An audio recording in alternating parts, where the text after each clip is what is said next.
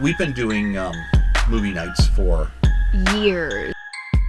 So Gen Xer and A Gen Z.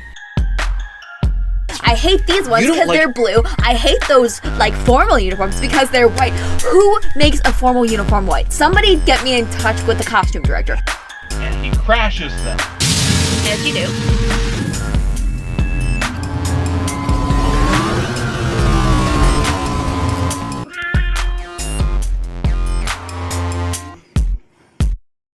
I'm very much in that transition period between, teenage years and adult years. Mm-hmm. Random weird moments that the two of us have experienced, and there are a lot of those.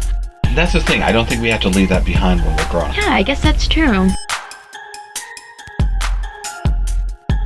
It's I'm just sitting there and I'm like, where did this come from? Why are we singing? I mean, you're not going to learn anything about the movies listening to us talk. This is the Argo City Podcast. Film, conventions, and fan life with Maddie and Matthew.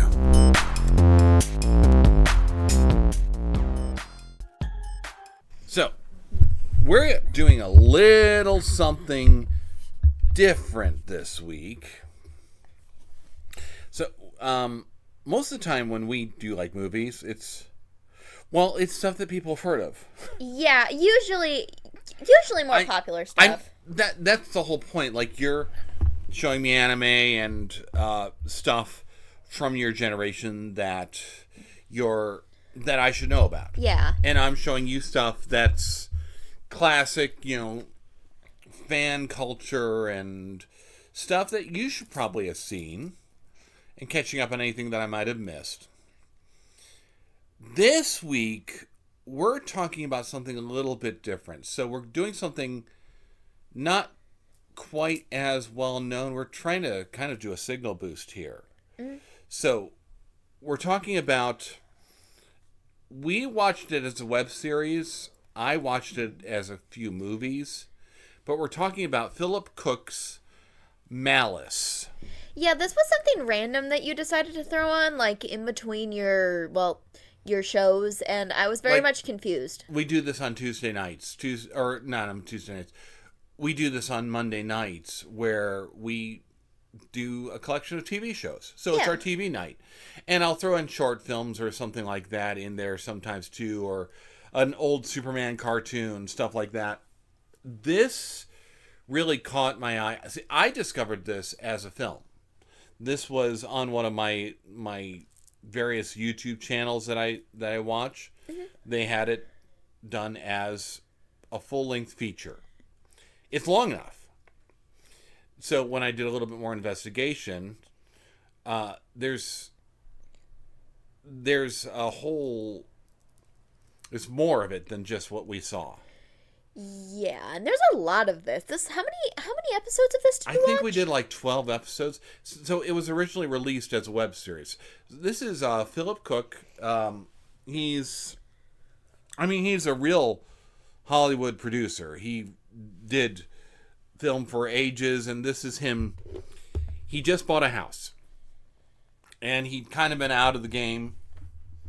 So he wanted to do something different, something of his own. But that doesn't mean he's not going to put professional effort or effects into it. This movie is very much the angles, the filming, I don't know photography terms. The shots and such are the composition, yes. Yeah, the composition is gorgeous in it. It's you've got this really terrible CGI, but it doesn't matter because the story and everything like that makes up for it. Yeah. So he put out a legit casting call as well. So we have real actors. This was a real acting thing? Yeah, absolutely. I figured he's paying for this. This is a professional production. I figured that he just stole some teenager off the street and had her do it. You know what? So our main girl, Alice, that's Brittany Mars, and that was kind of what she was afraid of. Uh-oh. It's okay, I got the audition and I'm driving up to this dude's house. And so she had people with her. She was safe. But discovered that, no, this is legit. This is real. He'd done a few films, a few big budget mainstream films in the past. Like I said, he bought a house. He wanted to do his own thing now. He's in Minnesota or Minneapolis, something that starts with them. And okay. And he wanted to create something. And it's like even unclear what he was trying to create. Mm-hmm. So maybe a web series, maybe a movie, maybe I'm just not sure. Let's put a pin in that for a second. So Malice is the story of a family that's moved into, they inherited Grandma's house. Grandma's creepy, haunted, ghost-filled, murderous house. Yes! And, I mean, if you see the trailers for it, the original trailers, we were both certain this was going to be a zombie film. Because I feel like they lied to me. They really did lie to me. It's Alice sitting on top of the house with an AR-15 and she's just getting vibing. ready to shoot at some unknown threat. So, anyhow, the family moved into the murder house, the creepy house in the neighborhood. Mom's a complete raging alcoholic, but they're hoping that this will make it better. Dad's trying to hold the family together. Yeah. And the sisters are just over it. Like, the older sister cannot wait until she can leave for college or whatever. And Alice is 15, I think. And, just stuck. And they're doing what they can. So you get the sister dynamic. You get a very realistic sister dynamic. Man, they are not... They are not, happy-go-lucky, always getting along, always having the best friends. But they're also not, we're just going to fight all the time, every time. You get a mixture of both, which is true to it. It's absolute bickering, but I also know you're going to have my back when I need it. Exactly. And as soon as they moved in the house, strange things start happening. Ghost babies in the walls. It doesn't help that there's a graveyard in the backyard, and it doesn't help that there's tentacles going out all over the place. I think we learned our lesson on graveyard in the backyard with The Simpsons. And suddenly people just start vanishing. Yeah, it's like mom walks into the graveyard by the forest area, and then suddenly she's gone, and we don't see her. And then the next one to go, Dad's worried for his girls. He's, again, giving them a refresher on how to shoot. He's sharpening blades. Yeah. And the next morning, and also we have bloody warnings on the walls about you're not welcome here, get out. And Mom is mad. He's just, cleaning them up. And, he's overwhelmed, too. And the next day, Dad's gone. Yeah. So what exactly do you do at this point? You have a party. So of course you do. And the police do get called. Yes, well, that's because the creepies are invading the party, and partially because that's Alice is running around with the machine gun because the creepies are invading the party. But you know what? Big Sister also gets that. She sees them, and as soon as she sees Alice going nuts. And she's like, girl, are you good? What's going on? It's like she knows we've got a problem. It's going down. But then again, she's the next to vanish. Yeah, and that just leaves our poor Alice all by herself, who suddenly gets blamed for the disappearance of her family. Right. And so now we're down to okay, so you're on your own living in a haunted house. You know what?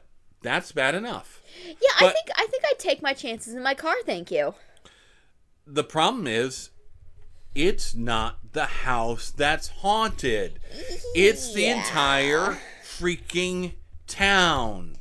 So the tentacle toilet monster comes after Alice in the holding cell, in jail. Yeah, it quite literally tries to break up through, and then she's yelling to the guard that's sitting outside of her cell, hey, can you help me, please? And he gets so shocked, and then she's she does a cop out. She'll stand in front of it. The tentacles will go to hit her, but will hit him, and then she books it out the hole in the wall. She jumps out the window. Like, legitimately, she's on, like, the second or third floor. She jumps out of the window onto the ground, and they show that she gets hurt, which is saying something. Yeah, it really is. And, this is part of what I think is so interesting here, because every horror movie ever, every haunted house movie ever, the first complaint is, well, why don't you just leave the house? Yeah, I'm just like, why? Well, she's left the house. I mean, in handcuffs, but still, she's left the house. Yeah. She's out of the haunted house, except, no, it's so much worse than that.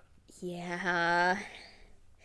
Tentacles are bursting through the road and following her, and quite frankly, she's got to get ready for the final showdown. Yeah, I mean, she uncover gets, the town's secrets. Like, she gets picked up by Mom's old boyfriend and, like, jumps into the car, and he, like, books away with her. And that's kind of where we learn a little bit about, like, these tentacles, what exactly they are, what exactly they came from. And the town's secrets, like the hidden romance between him and her back then, and the grandmother archetype, and everything that's been going on for all of these years. It's a trope that the small town has its hidden secrets. But I mean, it seems like they're almost deeper than anything else, and like these weird, demonic, alienish,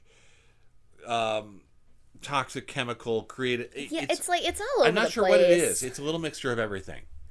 Yeah, it kind of feels like they tried to pull in a ton of different stuff and make it into one thing, and it didn't fully make sense, but I guess that kind of just adds to it. Like, yeah. We get this amazing, like, the gearing up for battle. Yeah. So she puts on, like, her mother's cross. Mm-hmm. She gets strapped. She gets her guns and her ammo, and she gets her bunny hat.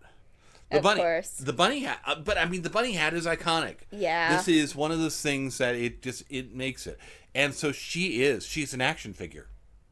And heads down to rescue whoever is still left alive. Pretty much. Her mother's turned into some demonic thing, but she manages... Well, it's feeding the demonic thing, I guess. Yeah, it's hard to tell, to be honest. It's like it's draining life from her or personality, but also, like, boyfriend's there, and big sister's trapped down there. We assume that dad's just gone, because dad was in the way. Yeah, and that's what's really sad. It is. Because it's like, she didn't just take her for that. She just happened to be in the wrong place at the wrong time, defending the wrong person. And boom, if you're not going to be useful to me, then I don't need you. And Dad's fundamental here, too. Dad is not just like some bumbling Tim Allen, goofy... No, he's in there. He's in that moment. He knows the severity of this, and he's working towards trying to fix it. And he's absolutely trying to take care of his family. Mm-hmm. He's absolutely trying to hold them together while Mom's crawling into a bottle, or while weird things are happening all around them. And no, Dad's actually a pretty... They did a good job here. They didn't succumb to modern day tropes in cinema. Yeah. So I appreciate that. They make it all out, okay? There's some Deus Ex Machina going on here. The ghost child helps drift them out and do some stuff. There's a lot going on. That last couple episodes is really CGI heavy. Yeah. And it's like they're trying. It's like, it's once again... At this point, you're too invested in the story and the characters specifically to really care. And it's low-budget CGI especially considering this was about 10 years ago. Yeah. 10, 15 years ago. So it's what he could do, what he could afford. And we get a fairly good resolution. I mean, it works as a feature. It does, yeah. And it really works as a webisode kind of thing. Because I strung you along on this for over 2 months, I think. Yeah, we were doing it like episode by episode, one episode every week for our TV nights. And some episodes were more, wait, that's it? Than others. We got like, some episodes were like a minute. Yeah, Some episodes. Some are 3 minutes and some are like 7. 5, and it 6, goes 7, back and forth. There's so much happening, though. They want to keep you on your toes.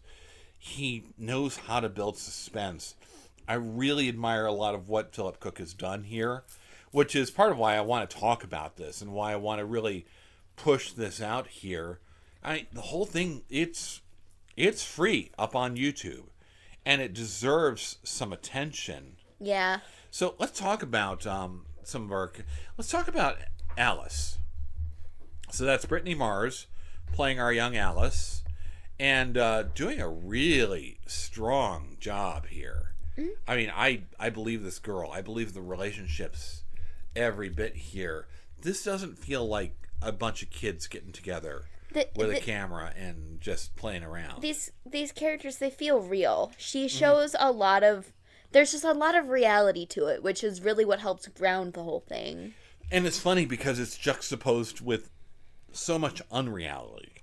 Because there is so much CGI to fill in a lot of these gaps. Like, he'll set up huge green screens in his backyard. Yeah. So they can do the graveyard. Or so that he can add in some of these digital monsters, the tentacles coming out of the toilet, the ghost child in the walls, or the fiendish thingies that are all around. Yeah. He'll film people on different sets with different lighting. So like when we see the mom monster with all of these flowering tentacles coming out and the purple sheen, and a lot of that's practical, but then there's CGI over top of it. Yeah. Lighting up the eyes. The sister's so interesting. He had to replace that actress halfway through. He did? You want to talk about green screening? He had to go back into all those episodes and have her act and green screen her into a bunch of this stuff. He brought Brittany back. What happened with the original actress? She just couldn't make it back for some of it. It took a while. And like I said, there's more than actually what we watched. But the fact it was this idea of, do I recast? Do I recast halfway and just assume people are going to, like, it's like Darren on Bewitched. Okay, we just accepted somebody different even though we know it's not. You can get away with that sometimes you can't. He's on such a shoestring that it's the fact that he managed to do that and you don't feel it. You never knew. Yeah, I had no idea. The chemistry between the girls is great. It's perfect. Actually, the chemistry between everybody. Yeah, like I said, everything feels very realistic. I can imagine coming around and seeing this, and yeah, this looks like a normal family to me from the outside. I mean, and I feel like everybody doing this movie is having a good time.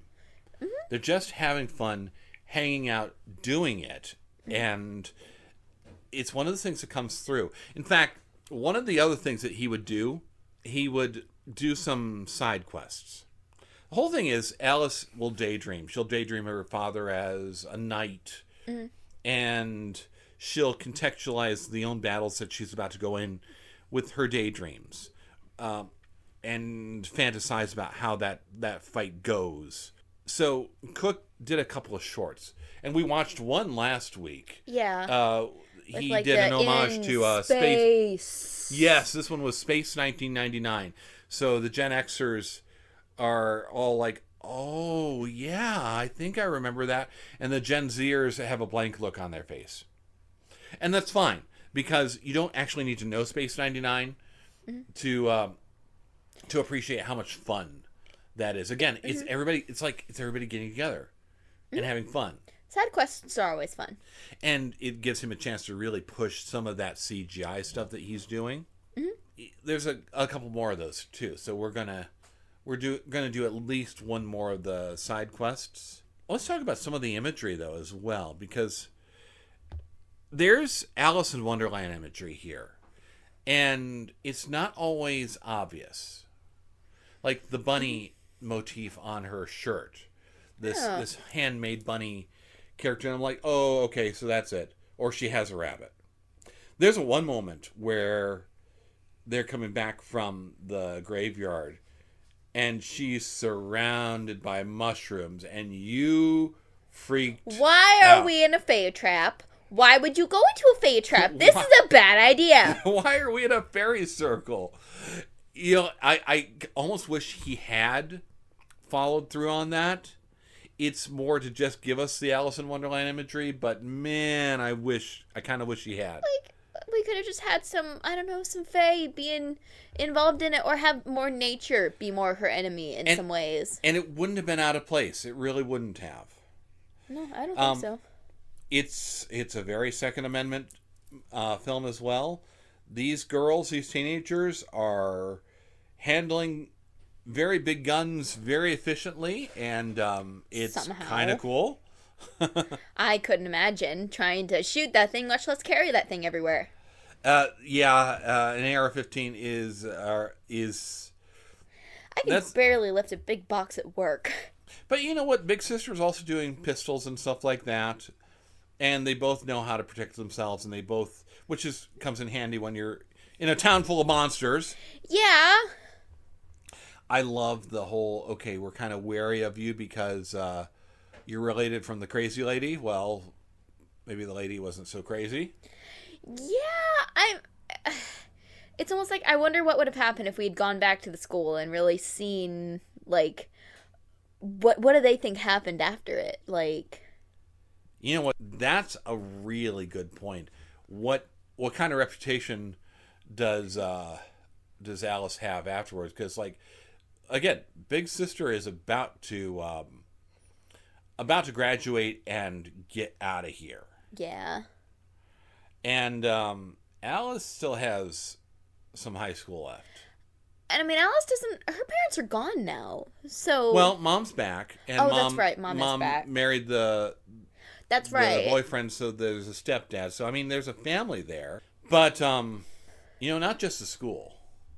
Like, Alice probably has a reputation now with the cops. Yeah, the police, huh? Because the cops absolutely do not trust her. The neighborhood is giving her the side eye as well. I mean, I'm encouraging this kind of speculation because here's the thing. We only went through part 1. Yeah, when we were watching, like, in 60 seconds, like a revamp or a recover before we started this episode, I noticed that another video came up that said, announcement for season 2? And I was like, yes. It's not just season 2. There's also a season 3. Oh, wow. So, there's 2 more full stories. 2 more full years. Dang, that's insane. That really push this mythology. And again, so it's Emergence, it's, and I forget what the other one is. These are really worthwhile. This is a really worthwhile series as a trilogy because Alice has a long way to go yet. And there's going to be some surprises popping up. Maybe some people that you didn't expect to see. Wait, we're going to be watching through season 2? I think we may do that, or if not, I may throw the movies into the box. That's always a good backup. Because, like I said, these work absolutely just as well as film as they do as web series. Mm-hmm. I actually want to look more into Phillip Cook and Eagle Films, because he's done a bunch of other things too, with some of the same people. But Malice will keep the same cast through the rest of the nice. Series. So we may come back to this in a little while, just to talk a little more about what we've seen going forward. Mm-hmm. But I think that is about all we really have here for Malice. If I'd known we would be doing this, I would have been taking notes.